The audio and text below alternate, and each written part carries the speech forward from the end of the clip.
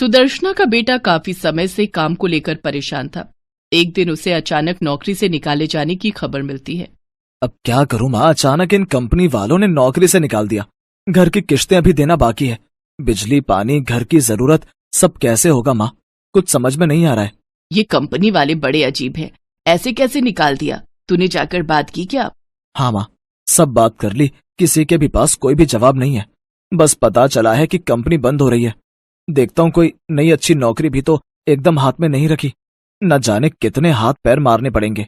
अनिल को परेशान देख अनुराधा से रहा नहीं गया और वो पति से बोली, अगर आप कहीं तो मैं वहीं ब्यूटी पार्लर में हाँ कह दूं, महीने के अच्छे पैसे बोल रहे हैं, कुछ तो हेल्प हो जाएगी।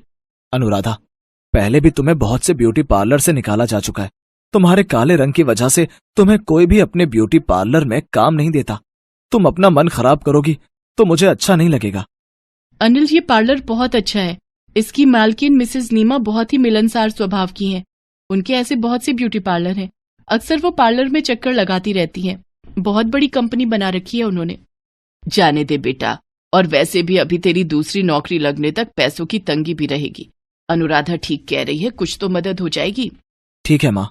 थैंक यू माँ जी, तो फिर मैं फोन करके उन्हें कल से आने का बोल देती हूँ। अगले दिन अनुराधा ब्यूटी पार्लर पहुंचती है। ब्यूटी पार्लर में नैन्सी नाम की एक और लड़की काम करती थी, पर वो इतनी घमंडी थी कि मानो इस पूरे पार्लर की वो खुद मालकिन हो। नैन्सी को इस पार्लर में काम करते हुए 3 साल बीत चुके थे और बाकी काम करने वाली लड़कियां अभी कुछ समय पहले ही आई थी, इसलिए नैन्सी सब पर बहुत हुक्म चलाती थी। वो किसी को भी कुछ नहीं समझती थी। मैम, मुझे क्या काम करना है आप बता दीजिए। एक क्लाइंट आई है, उनका फेशियल और फुल बॉडी मसाज करनी है। याद रहे वो हमारी बहुत पुरानी क्लाइंट है, तो उनको अच्छे से हैंडल करना। Okay? Okay ma'am. Anuradha massage करने के लिए अंदर चली जाती है, पर अचानक वो लेडी गुस्से में बाहर आती है। नैन्सी, मैं कितने सालों से यहाँ आ रही हूँ, ये क्या तरीका है? तुमने ऐसी काली लड़की को मेरे पास मसाज के लिए भेज दिया। मैं तो इसे हाथ तक न लगाने दूं। पता लगे इसके हाथ लगाने से मैं काली हो जाऊंगी। ना बाबा ना, मैं तो इस लेडी से बिल्कुल भी मसाज नहीं करवा पाऊंगी। अगर कोई और लड़की हो तो तुम उससे करवा दो, इससे तो बिल्कुल भी नहीं। सॉरी मैम, आप टेंशन मत लीजिए, मैं आपको खुद हैंडल करती हूँ। अनुराधा, यहाँ रिसेप्शन पर रहो। तुम्हारे बारे में मुझे नीमा मैम से बात करनी ही पड़ेगी। ऐसे तो तुम्हारे काले रंग को देखकर हमारे सारे क्लाइंट चले जाएंगे। कुछ दिनों तक नैन्सी अनुराधा की बहुत इंसल्ट करती रही। जब भी अनुराधा किसी की फेशियल मसाज और बॉडी मसाज करने के लिए जाती तो नैन्सी उसे खुद से ही रोक देती। जब क्लाइंट अनुराधा से काम करवाने के लिए राजी हो जाते तो नैन्सी खुद ही अनुराधा को मना कर देती, जिस कारण अनुराधा बहुत परेशान रहने लगी। एक दिन अनुराधा एक क्लाइंट का पेडिक्योर कर रही थी, तभी एक लड़की ब्यूटी पार्लर में आती है।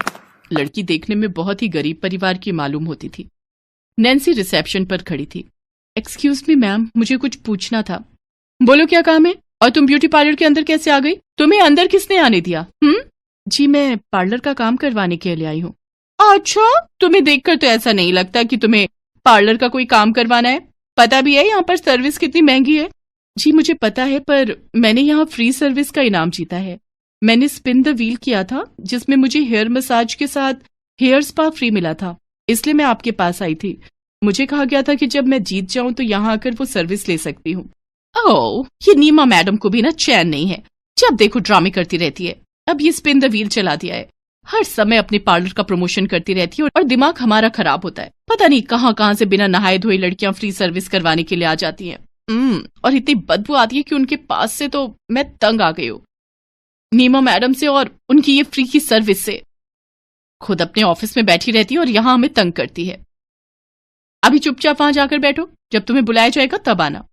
नैन्सी लड़की को बुरा भला कहकर अंदर क्लाइंट को देखने चली जाती है। लड़की को बैठे 1 घंटा बीत चुका था। अनुराधा ये सब देख रही थी। उसने नैन्सी से कहा, मैम वो लड़की बहुत देर से इंतजार कर रही है। ओह, तो मैं क्या करूं? अगर इंतजार कर रही है, दिख नहीं रहा मैं यहाँ इतना महंगा फेशियल कर रही हूँ। मेरे पास इतना टाइम नहीं है ऐसे गरीब लोगों को फ्री सर्विस देने का। मुझे अपने हाथ नहीं खराब करने। मैम अगर आप नहीं करेंगी तो मैं उस लड़की की फ्री सर्विस करूंगी, क्योंकि ये पार्लर के रूल्स हैं। अगर किसी ने इनाम जीता है तो उसे सर्विस दी जाएगी। हमारे पार्लर की इज्जत का सवाल है। हम इस तरह से किसी भी क्लाइंट से व्यवहार गलत तो नहीं कर सकते ना। क्या कहा? तुम मुझसे जुबान लड़ाओगी? अब देखना मैं तुम्हें इस ब्यूटी पार्लर से कैसे रफा दफा करती हूँ। अरे तुम जानती क्या हो मेरे बारे में? नैन्सी नाम है मेरा। नीमा मैडम मेरे आगे पीछे घूमती हैं। उनका ये ना बड़ा पार्लर मेरी वजह से चल रहा है। बहुत सालों से यहाँ काम कर रही हूँ। अगर मैं यहाँ हूँ तभी ये पार्लर है।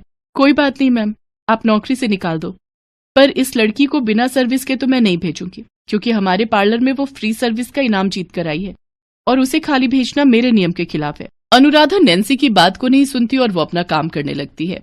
वो उस लड़की की फ्री सर्विस करने के लिए उसे ले जाने लगती है। तभी नैन्सी उसका हाथ पकड़ लेती है। बहुत देर से मैं तुम्हारी बातें सुन रही हूँ। अभी मैं नीमा मैम को फोन मिलाती हूँ और तुम्हारे बारे में उल्टा सीधा बोलकर तुम्हें नौकरी से निकलवा ही दूंगी। रुको तुम अभी, और तू निकल यहाँ से, कोई फ्री सर्विस नहीं मिलेगी तुझे यहाँ पर, चल जा। तभी ब्यूटी पार्लर की मैनेजर नीमा आ जाती है। अच्छा हुआ मैडम आप आ गए, अब सब ठीक हो जाएगा। हाँ, सब ठीक तो हो ही जाएगा। वेल डन सुप्रिया, तुमने बहुत बढ़िया एक्टिंग की। मुझे पता चल गया कि मेरे ब्यूटी पार्लर में क्या चल रहा है। नैन्सी, इसी समय मैं तुम्हें नौकरी से निकाल रही हूँ। Anuradha, you are very kind, तुम बहुत अच्छी हो। मुझे सुप्रिया ने चोरी से सारा वीडियो बनाकर मैसेज में भेज दिया था। मेरे सामने सारी सच्चाई आ गई है। आज से नैन्सी की जगह तुम मेरे इस पूरे पार्लर को संभालोगी। मैं तुम्हें इस पार्लर की हेड बनाती हूँ। सुप्रिया मेरी सिस्टर की बेटी है। काफी समय से मुझे नैन्सी पर शक था। मैं जानती हूँ अनुराधा, नैन्सी ने तुम्हारे काले रंग का बहुत मजाक उड़ाया, पर व्यक्ति की पहचान उसकी सूरत से नहीं, उसकी सीरत से होती है। ये बात नैन्सी को समझ आ गई होगी। नैन्सी, अब तुम यहाँ से जा सकती हो। और एक बात, अनुराधा, अगर कुछ क्लाइंट तुमसे पार्लर का काम करवाने के लिए मना करे तो तुम साफ मना कर दो। हमारे पास ऐसे लोगों के लिए भी कोई सर्विस नहीं है जो हमारे वर्कर्स के साथ अच्छे से पेश ना आए। Sorry ma'am. नैन्सी, प्लीज मुझे मजबूर मत करो कि मैं तुम्हारे साथ सख्ती से पेश आऊं। यहाँ से चली जाओ। नैन्सी शर्मिंदा होकर वहां से चली जाती है। उस दिन से अनुराधा पूरा पार्लर संभालने लगी। उसके साथ साथ पार्लर में काम करने वाले सभी लोग बहुत खुश थे। अनुराधा अपने साथ के सभी वर्कर्स के साथ बहुत प्यार से रहती थी। अब अनुराधा की सैलरी भी बहुत अच्छी हो गई थी। कुछ दिनों बाद अनिल की भी अच्छी नौकरी लग जाती है और फिर अनुराधा की लाइफ की प्रॉब्लम सॉल्व हो जाती है। जीती रह बहू, सचमुच तेरे जैसी बहू पाकर तो मैं धन्य हो गई। तुम दोनों सदा खुश रहो। माँ जी, ये सब आपके प्यार और आशीर्वाद का ही फल है। थैंक यू माँ जी, मुझे इतना प्यार देने और मुझ पर भरोसा करने के लिए। रामपुर गांव में दो भाई कमल और मदन रहते थे। दोनों अच्छे परिवार से थे, लेकिन दोनों एक दूसरे से अलग थे और दोनों का व्यवहार एक दूसरे से बिल्कुल अलग था। कमल का रंग गोरा था और वो काफी स्मार्ट भी था। इस चीज का उसके अंदर बहुत घमंड था। वहीं मदन का रंग सांवला था। वो दिल का नेक और काफी ईमानदार लड़का था। दोनों ही अपनी माँ को बहुत प्यार करते थे और अब दोनों की उम्र शादी लायक हो जाती है। एक दिन उनकी माँ को उन दोनों की शादी का ख्याल आता है और वो उन दोनों से बात करती है और बोलती है, कमल, मदन, अब तुम दोनों बड़े हो गए हो। मुझे लगता है अब तुम दोनों की शादी कर देनी चाहिए और मैंने तुम दोनों के लिए लड़कियां भी ढूंढ ली हैं। अरे माँ, मुझे तो मेरे जैसी ही लड़की चाहिए, जो दिखने में सुंदर और गोरी हो। हाँ हाँ, क्यों नहीं, मैं अपने बेटे के लिए सुंदर सी ही बहू लाऊंगी। माँ, जैसा आपको ठीक लगे वैसा कीजिए।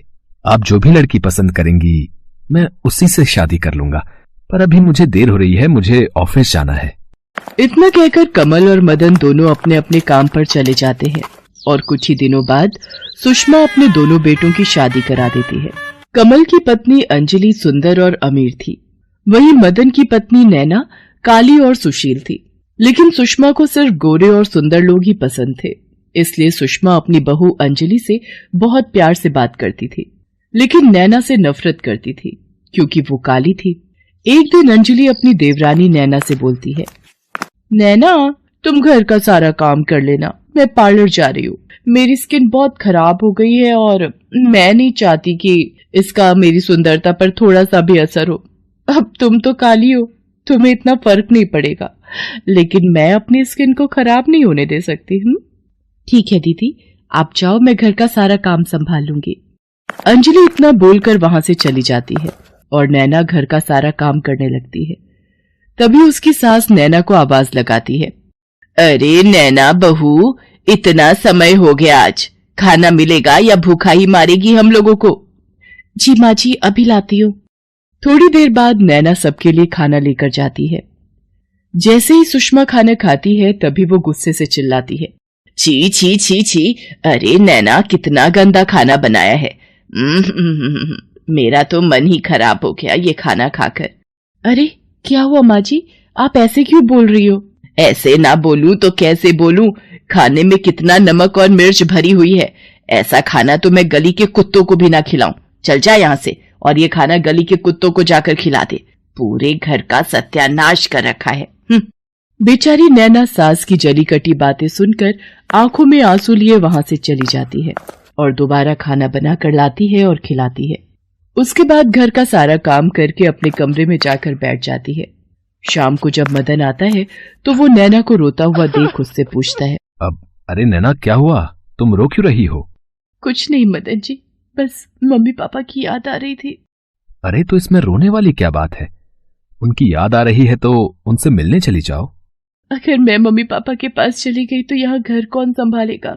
तुम परेशान मत हो अंजलि, भाभी है ना, वो संभाल लेगी 2-3 दिनों के लिए घर। नैना और मदन एक दूसरे से बात कर रहे होते हैं।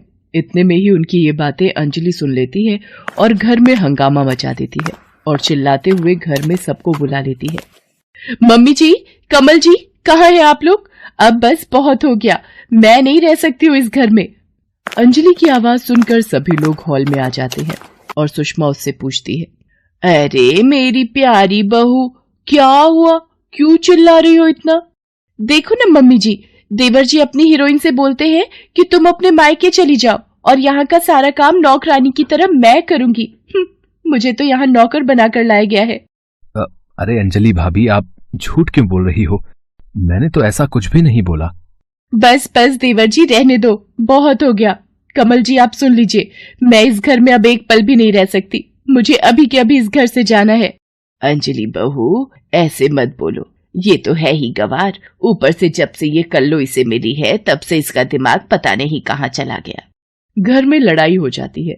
सुषमा जैसे तैसे करके अपनी बहू अंजलि को जाने से रोक लेती है और सब अपने अपने कमरे में चले जाते हैं। धीरे धीरे अंजलि और सुषमा का अत्याचार नैना पर बढ़ता ही जा रहा था। घर का सारा काम करने के बाद भी सुषमा और अंजलि उसके साथ मारपीट करते थे। धीरे धीरे कुछ महीने बीत जाते हैं। सुषमा की दोनों बहुएं प्रेग्नेंट हो जाती हैं। एक दिन सुषमा बाजार जा रही थी, तभी रास्ते में उसका एक्सीडेंट हो जाता है, जिससे सुषमा का एक पैर टूट जाता है, जिसकी वजह से वो चल फिर नहीं सकती थी। एक दिन आधी रात को सुषमा को प्यास लगती है। वो अपनी बहू अंजलि को आवाज लगाती है, बेटा अंजलि, एक गिलास पानी दे दे, बहुत जोर से प्यास लग रही है। अरे बुढ़िया, इतनी रात हो रही है, तुझे चैन नहीं है? जब देखो तब कुछ न कुछ मांगती रहती है, परेशान कर दिया है। पता नहीं नैना तेरे ये अत्याचार कैसे झेल लेती है। उसकी जगह मैं होती तो तुझे कब का धक्के मारकर बाहर निकाल दिया होता। अंजलि के मुंह से ये बात सुनकर सुषमा को बहुत बड़ा झटका लगता है। वहीं दूसरी तरफ सुषमा की आवाज सुनकर नैना उसके लिए पानी लेकर जाती है और अपनी सास को पानी पिलाती है। नैना उसकी इतनी सेवा कर रही है, ये देखकर सुषमा को खुद पर बहुत गुस्सा आता है और वो रोते हुए नैना से कहती है, नैना बेटा, मुझे माफ कर देना। मैंने सिर्फ तेरे रंग की वजह से तुझसे नफरत की। मैंने सिर्फ तेरे रंग को देखा, तेरे अंदर की सुंदरता को तो देख ही नहीं पाई। मैं तुझसे हाथ जोड़कर माफी मांगती हूँ, मुझे माफ कर दे। अरे माँ जी, कैसी बात कर रही हैं? आप मेरी माँ हो और माँ अपने बच्चों से हाथ जोड़कर माफी नहीं मांगती। उनके हाथ सिर्फ आशीर्वाद देने के लिए होते हैं। नैना अपनी सास को माफ कर देती है। दोनों अब बहुत प्यार से रहने लगती हैं। ये सब अंजलि बर्दाश्त नहीं कर पाती और वो अपने पति के साथ वो घर छोड़कर चली जाती है। उसके बाद उस घर में वो तीनों खुशी खुशी